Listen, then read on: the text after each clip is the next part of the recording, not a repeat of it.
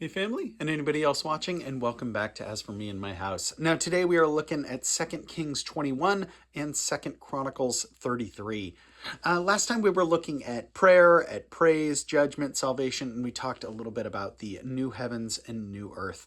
Today, going out to Kinsey, we're going to be taking a look at two different kings. So we'll look at Manasseh and Amon. And then maybe we'll talk very, very briefly about Josiah, because we take an interesting lesson, or we can take an interesting lesson from this lineage of kings here. But again, 2 Kings 21 and 2 Chronicles 33. So, chapter 21 in 2 Kings. Manasseh was 12 years old when he became king, and he reigned in Jerusalem 55 years. His mother's name was Hephzibah. He did evil in the eyes of the Lord, following the detestable practices of the nations the Lord had driven out before the Israelites. He rebuilt the high places his father Hezekiah had destroyed. He also erected altars to Baal and made an Asherah pole, as Ahab, king of Israel, had done. He bowed down to all the starry hosts and worshipped them. He built altars in the temple of the Lord, of which the Lord had said, "In Jerusalem I will put my name." In both courts of the temple of the Lord he built altars to the starry hosts. He sacrificed his own son in the fire and practiced sorcery and divination. He consulted mediums and spiritists. He did much evil in the eyes of the Lord, provoking him to anger. He took the carved Asherah pole that he had made and put it in the temple, of which the Lord had said to David and to his son Solomon, "In this temple and in Jerusalem, which I have chosen out of all the tribes of Israel, I will put my name forever. I will not again make the feet of the Israelites wander the land I gave their forefathers, if only they will be careful to do everything I commanded them, and keep the whole law that my servant Moses gave them." But the people did not listen. Manasseh led them astray. So they did more evil than the nations the Lord had destroyed before the Israelites. The Lord said through his servants the prophets, "Manasseh, king of Judah, has committed these detestable sins. He has done more evil than the Amorites who preceded him, and has led Judah into sin with his idols. Therefore, this is what the Lord, the God of Israel, says. I am going to bring such disaster on Jerusalem and Judah that the ears of everyone who hears of it will tingle. I will stretch out over Jerusalem the measuring line used against Samaria and the plumb line used against the house of Ahab. I will wipe out Jerusalem as one wipes a dish, wiping it and turning it upside down. I will forsake the remnant of my inheritance and hand them over to their enemies. They will be looted and plundered by all their foes because they have done evil in my eyes and have provoked me to anger from the day their forefathers came out of Egypt until this day. Moreover, Manasseh also shed so much innocent blood that he filled Jerusalem from end to end, besides the sin that he had caused Judah to commit, so that they did evil in the eyes of the Lord. As for the other events of Manasseh's reign and all that he did, including the sin that he committed, are they not written in the book of the annals of the kings of Judah? Manasseh rested with his fathers and was buried in his palace garden, the garden of Uzzah, and Amon, his son, succeeded him as king. Amon was 22 years old when he became king, and he reigned in Jerusalem 2 years. His mother's name was Meshullemeth, daughter of Haruz. She was from Jotbah. He did evil in the eyes of the Lord, as his father Manasseh had done. He walked in all the ways of his father. He worshipped idols his father had worshipped. He bowed down to them. He forsook the Lord, the God of his fathers, and did not walk in the way of the Lord. Amon's officials conspired against him and assassinated the king in his palace. Then the people of the land killed all who had plotted against King Amon, and they made Josiah his son in his place. As for the other events of Amon's reign and what he did, are they not written in the book of the annals of the kings of Judah? He was buried in his grave in the garden of Uzzah, and Josiah his son succeeded him as king. And 2 Chronicles 33. Manasseh was 12 years old when he became king, and he reigned in Jerusalem 55 years. He did evil in the eyes of the Lord, following the detestable practices of the nations the Lord had driven out before the Israelites. He rebuilt the high places his father Hezekiah had demolished. He also erected altars to the Baals and made Asherah poles. He bowed down to all the starry hosts and worshipped them. He built altars in the temple of the Lord, of which the Lord had said, "My name will remain in Jerusalem forever." In both courts of the temple of the Lord he built altars to all the starry hosts. He sacrificed his sons in the fire in the valley of Ben Hinnom, practiced sorcery, divination, and witchcraft, and consulted mediums and spiritists. He did much evil in the eyes of the Lord, provoking him to anger.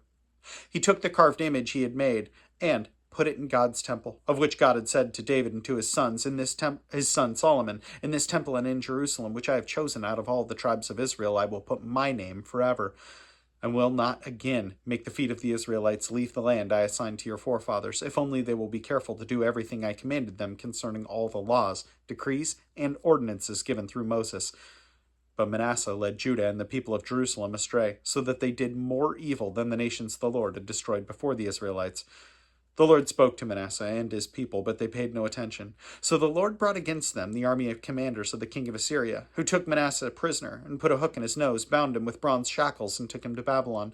In his distress he sought out the favor of the Lord his God, and humbled himself greatly before the God of his fathers. And when he prayed to him, the Lord was moved by his entreaty, and listened to his plea, so that he brought him back to Jerusalem and to his kingdom. Then Manasseh knew that the Lord is God. Afterward, he rebuilt the outer wall of the city of David, west of the Gihon spring in the valley, as far as the entrance of the fish gate, and encircling the hill of Ophel. He also made it much higher. He stationed military commanders in all the fortified cities in Judah. He got rid of the foreign gods and removed the image of the temple of the Lord, as well as all the altars. He got rid of the foreign gods and removed the image from the temple of the Lord, as well as all the altars he had built and the temple hill in Jerusalem. And he threw them out of the city. Then he restored the altar of the Lord and sacrificed fellowship offerings on it and thank offerings on it, and told Judah to serve the Lord, the God of Israel. The people, however, continued to sacrifice at the high places, but only to the Lord their God. The other events of Manasseh's reign, including his prayer to God and the words he spoke to him in the name of the Lord, the God of Israel, are written in the annals of the kings of Israel. His prayer and how God was moved by his entreaty, as well as all his sins and unfaithfulness, and the sites where he built high places and set up Asherah poles and idols before he humbled himself, are all written in the records of the seers. Manasseh rested with his fathers and was buried in his palace, and Amon his son succeeded him as king. Amon was 22 years old when he became king, and he reigned in Jerusalem 2 years. He did evil in the eyes of the Lord, as his father Manasseh had done. Amon worshipped and offered sacrifices to all the idols Manasseh had made. But unlike his father Manasseh, he did not humble himself before the Lord. Amon increased his guilt.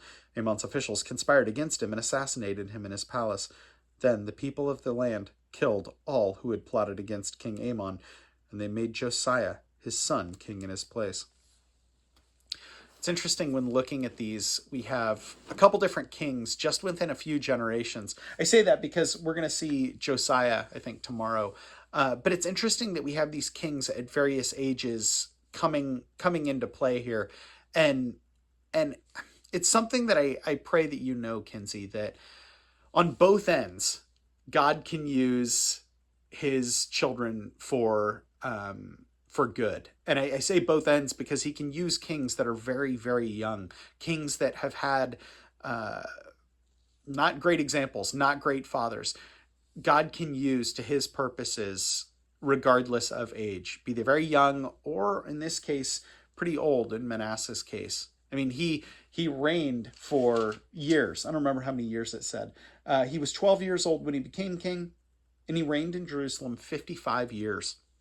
So he starts incredibly young on a terrible foot. I mean, you almost can't get more evil than that, right? He's killing his own sons. But he turns and repents later in life. And because of that, God gives him peace and allows him to rebuild that city. So my prayer for you is, that you know that God can use you and will use you regardless of age. And I think that's tempting to just think about in your youth.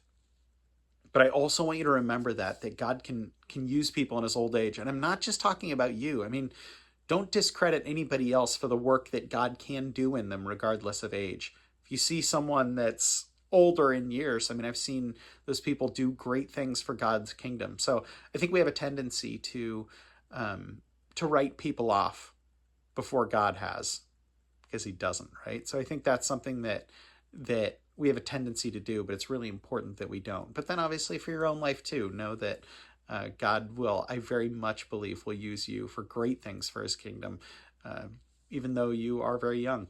Worth praying about, so let's do it. My God, I thank you for my daughter. I thank you so, so much for the joy that she spreads to people, Lord. I thank you that we get to experience some of the joy that you have because of your daughter. God, I pray for her that you help her recognize that she can do great things for your kingdom, regardless of her age, whether she's young, middle-aged, or old, Lord. You have great plans. God, please help me to foster her interest, foster her curiosity, and foster her faith while always pointing to you, Lord. I thank you so, so much for her. And in Jesus' name I pray. Amen.